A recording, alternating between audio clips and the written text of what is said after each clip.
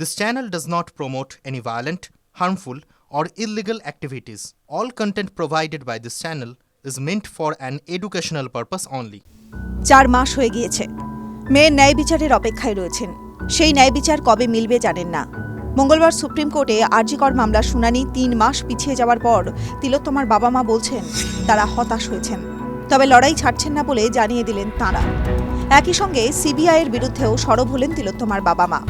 মঙ্গলবার সুপ্রিম কোর্টে আরজিকর মামলার শুনানি ছিল। সেই মামলার পরবর্তী শুনানি হবে 2025 সালের 17 মার্চ।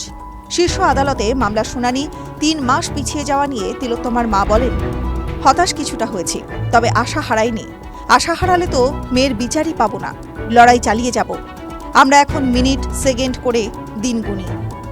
গত 9 আগস্ট আরজিকরের সেমিনার হল থেকে তিলোত্তমার দেহ উদ্ধার হয়।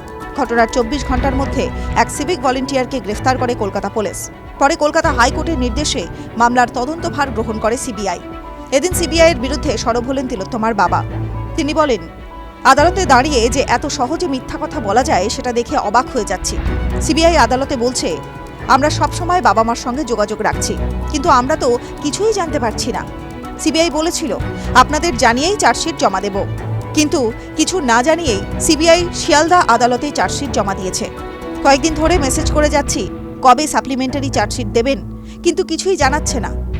সিবিআইয়ের ভূমিকায় তারা হতাশ বলে জানালেন, তবে আস্থা এখনই হারাচ্ছেন না তারা। তিলোত্তমার মা বলেন, মেয়েকে কেন মারা হয়েছে আজও জানতে পারলাম না। এটা না জেনে বেঁচে থাকার কোনো মানে হয় না। মেয়ের ন্যায় বিচার পাওয়াই এখন তাদের লক্ষ্য বলে জানালেন তিলোত্তমার বাবা মা। TV9 Bangla digital.